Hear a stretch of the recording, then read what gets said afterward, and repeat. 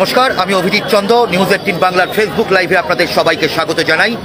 আজ 36 দিন, গত 9ই আগস্ট আর.জি. কর মেডিকেল কলেজ হাসপাতালে যে চিকিৎসক তরুণীর যে ভয়াবহ মৃত্যু, সেই মৃত্যুর বিচার চেয়ে রাজ্য কেন গোটা দেশে, এমনকি বাইরেও বিদেশের বহু রাষ্ট্রে, বহু দেশে প্রতিবাদ বিক্ষোভ ধ্বনিত হয়েছে।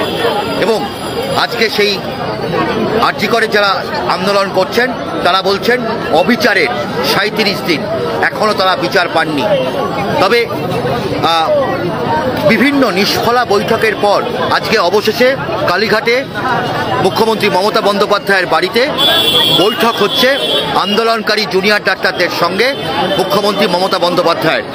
বিভিন্ন শর্ত, সমস্ত কিছুকে এই শর্তের জটিলতাকে নিয়েই অবশেষে মুখ্যমন্ত্রী মমতা বন্দ্যোপাধ্যায়ের কালীঘাটের বাড়িতে জুনিয়র ডাক্তারদের সঙ্গে বৈঠক হচ্ছে। 34 জন জুনিয়র ডাক্তার এবং তাদের 2 জন স্টেনোগ্রাফার প্রতিনিধি আছেন। কারণ আজকের বৈঠকে যা আলোচনা হবে সেটা মিনিটস আকারে বা কার্য বিবরণী আকারে সেটাকে লিপিবদ্ধ করা হবে। এবং সেই কারণে জুনিয়র ডাক্তাররা, আন্দোলনকারী জুনিয়র ডাক্তাররা তারা 2 জন স্টেনোগ্রাফার নিয়ে গেছেন, যাতে গোটা আলোচনাটাকে এখানে লিপিবদ্ধ করে তারপর সেখানে দুপক্ষের সই থাকবে এবং সেটা প্রকাশ্যে আনা হবে। এবং আন্দোলনকারী জুনিয়র ডাক্তাররা পরিষ্কার ভাষায় বলে গেছেন সল্টলেক সেক্টর 5 থেকে বেরোনোর সময় যে মুখ্যমন্ত্রী মমতা বন্দ্যোপাধ্যায়ের সঙ্গে যাই আলোচনা হোক না কেন, তার সিদ্ধান্ত তারা একমাত্র সল্টলেক সেক্টর 5-এ যে আরও আন্দোলনকারী জুনিয়র ডাক্তাররা আন্দোলনে বসেছেন তাদের সঙ্গে আলোচনা করার পরেই তারা সেই বিষয়ে সিদ্ধান্ত জানাবেন। অর্থাৎ তারা কাজে ফিরবেন নাকি তারা এখনও আন্দোলন চালিয়ে যাবেন। কারণ গত মঙ্গলবার থেকে সল্টলেক সেক্টর 5-এ স্বাস্থ্য ভবনের সামনে রাতভর এই হাজারো জুনিয়র ডাক্তাররা তারা ঝড় বৃষ্টি রোদ উপেক্ষা করেই, তীব্র প্রাকৃতিক বিপর্যয়, রাতের বেলায় প্রচণ্ড বৃষ্টি, সমস্ত কিছু উপেক্ষা করেই তারা এই আন্দোলন চালিয়ে যাচ্ছেন। আর তাদের পাশে অকুণ্ঠ সাধারণ মানুষ সমর্থনের হাত বাড়িয়ে দিয়েছেন। মানে একবার যদি দেখেন যে খাবারের কোনো অভাব নেই, এত খাবার আসছে, যে মানুষ আসছেন এই আন্দোলনের পাশে প্রত্যেকে কিছু না কিছু খাবার আনছেন।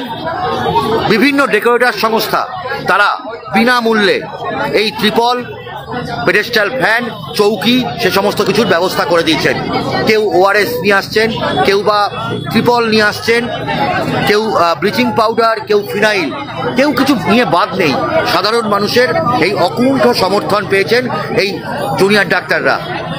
এবং অন্যদিকে মুখ্যমন্ত্রী মমতা বন্দ্যোপাধ্যায় তিনি বলছেন যে তিনিও চান যে অবিলম্বে যেন জুনিয়র ডাক্তাররা কাজে ফিরুন। অন্যদিকে আন্দোলনকারী জুনিয়র ডাক্তারদের বক্তব্য যে তারা কাজে ফিরবেন তখনই যখন তাদের সহকর্মী ওই চিকিৎসক তরুণী বিচার পাবে। এবং কলকাতার পুলিশ কমিশনার যেভাবে এই গোটা ঘটনার পেছনে যে ষড়যন্ত্র হয়েছে সেই ষড়যন্ত্রের অন্যতম অংশ হচ্ছেন কলকাতার পুলিশ কমিশনার। এবং সেই কারণে কলকাতার পুলিশ কমিশনারকে পদত্যাগ করতে হবে। রাজ্যের স্বাস্থ্য সচিব নারায়ণ স্বরূপ নিগম, স্বাস্থ্য শিক্ষা অধিকর্তা কৌস্তভ নায়েক এবং স্বাস্থ্য অধিকর্তা দেবাশিস হালদার, তাদের 3 জনকে পদত্যাগ করতে হবে। এবং দেখতে পাচ্ছেন এই মুহূর্তে কালীঘাটে উৎকণ্ঠিত সাধারণ মানুষ তারা যেমন এখানে ভিড় জমিয়েছেন, প্রত্যেকে চাইছেন যে কি হয়, এই বৈঠকের কি সিদ্ধান্ত হয়। বহু মানুষ এসেছেন এই জুনিয়র ডাক্তারদের সমর্থনে। একদম কালীঘাটে মুখ্যমন্ত্রী মমতা বন্দ্যোপাধ্যায়ের বাড়ির সামনে সেখানেও বহু মানুষ এসেছেন এই জুনিয়র ডাক্তারদের সমর্থনে। এবং দেখতে পাচ্ছেন যে এখানে কেউ গোলাপ ফুল নিয়েও এসেছেন। মানে একদম কালীঘাটের মুখে খোদ তৃণমূল সুপ্রিমো মমতা বন্দ্যোপাধ্যায়ের বাড়ির সামনে এই দৃশ্য হয়তো সত্যি অভাবনীয়। একদম গোলাপ। আপনি কোথা থেকে এসেছেন? নিউ আলিপুর থেকে। তৃণমূল সুপ্রিমো মমতা বন্দ্যোপাধ্যায়ের বাড়ির সামনে এইরকম ভাবে গোলাপ ফুল নিয়ে কেন? আমরা ডক্টরদের পক্ষের জন্য এসেছি, ডক্টরদের সঙ্গে এসেছি। আমরা চাইছি যাতে আমরা জাস্টিসের সঙ্গে সঙ্গে সেফটিও পাই। সেফটি দেবেন আমাদের মাননীয় মুখ্যমন্ত্রী, তো আমরা আশা রাখি উনি বিচার করবেন। এবং দেখতে পাচ্ছেন দর্শক বন্ধুরা যে এরকমভাবে গোলাপ ফুল নিয়ে সপরিবারে এরা প্রত্যেকে এসেছেন, সপরিবারে এসেছেন। যে জুনিয়র ডাক্তাররা আশা করছেন যে তারা সুবিচার পাবেন এবং সেই কারণে এই পরিবার এসেছেন গোলাপ ফুল নিয়ে। এই গোলাপগুলো কাকে দেবেন? জুনিয়র ডাক্তারদের।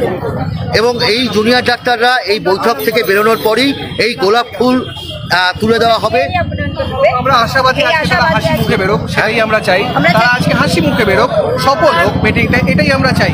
যে দুবার এবং হতে এই পারলো যে না। এই যে 35-36 দিন ধরে তারা রাস্তায় পড়ে আছে, সেই অচল অবস্থাটা কেটে উঠুক, তারাও একটা সুস্থ জীবন যাপন করুক, হসপিটালে ফিরুক, তারা যে প্রফেশনে আছে সেই প্রফেশনে কাজকর্ম করুক, এবং আমরাও সেফটি পাই, এটাই চাই। দুপক্ষের তরফ থেকে একটা মীমাংসা হোক এবং একটা ভালো ফল বেরোক।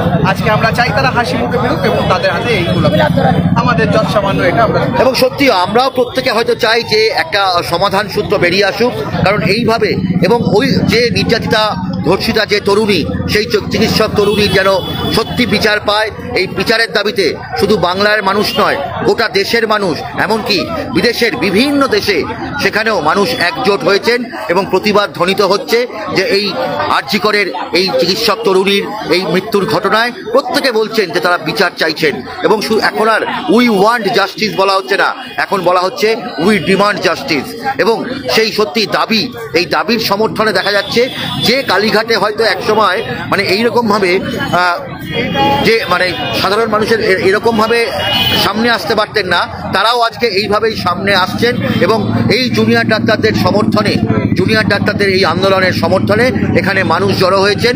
এবং তারা চাইছেন, প্রত্যেকেই মানুষ চাইছেন যে খুব দ্রুত যেন সমাধান সূত্র বেরিয়ে আসে। একদিকে যেমন এই আরজি করের মৃত চিকিৎসক তরুণী, তার যেন বিচার হয়, সঠিক বিচার, এবং একই সঙ্গে জুনিয়র ডাক্তাররাও যেন কাজে ফেরে। প্রত্যেকেই এই দাবিতে রয়েছেন এবং এই মুহূর্তে সেই ছবি দেখতে পাচ্ছেন, প্রচুর মানুষ ভিড় করেছেন কালীঘাটে মুখ্যমন্ত্রী মমতা বন্দ্যোপাধ্যায়ের বাড়ির সামনে। আগামীকাল বিশ্বকর্মা পুজো, কে বলবে যে কারিগরের দেবতার পুজো, এবং সেই পুজো নিয়ে এখনও রাজ্য জুড়ে কিন্তু কোনো মাতোয়ারা নেই। বরং মানুষ চাইছেন যে অবিলম্বে এই আরজি কর যে ঘটনা, সেই ঘটনার প্রকৃত বিচার, এবং সেই বিচারের দাবিতে স্লোগান উঠছে যে উৎসব না রাজপথ। মানুষ বলছেন রাজপথ, স্লোগান উঠছে উৎসব নয় রাজপথ। এবং সেই স্লোগানে যেমন সল্টলেক সেক্টর 5 মুখরিত স্লোগানে গানে, তেমনভাবেই এই কালীঘাটের মুখ্যমন্ত্রী মমতা বন্দ্যোপাধ্যায়ের বাড়ির সামনে আজকে বাড়িতে যে বৈঠক, সেই বৈঠকের দিকেও অসীম আগ্রহে তাকিয়ে আছেন মানুষ যে এই বৈঠক থেকে কী সিদ্ধান্ত বেরোয়। আমরা অবশ্যই আপনাদেরকে সত্যনিষ্ঠভাবে, তথ্যনিষ্ঠভাবে জানাতে থাকবো যে কালীঘাটে মুখ্যমন্ত্রী মমতা বন্দ্যোপাধ্যায়ের বাড়িতে, তার সঙ্গে আন্দোলনকারী জুনিয়র ডাক্তারদের বৈঠক থেকে ঠিক কী সিদ্ধান্ত উঠে আসলো। প্রত্যেকে ভালো থাকবেন, সুস্থ থাকবেন এবং অবশ্যই সতর্ক থাকবেন।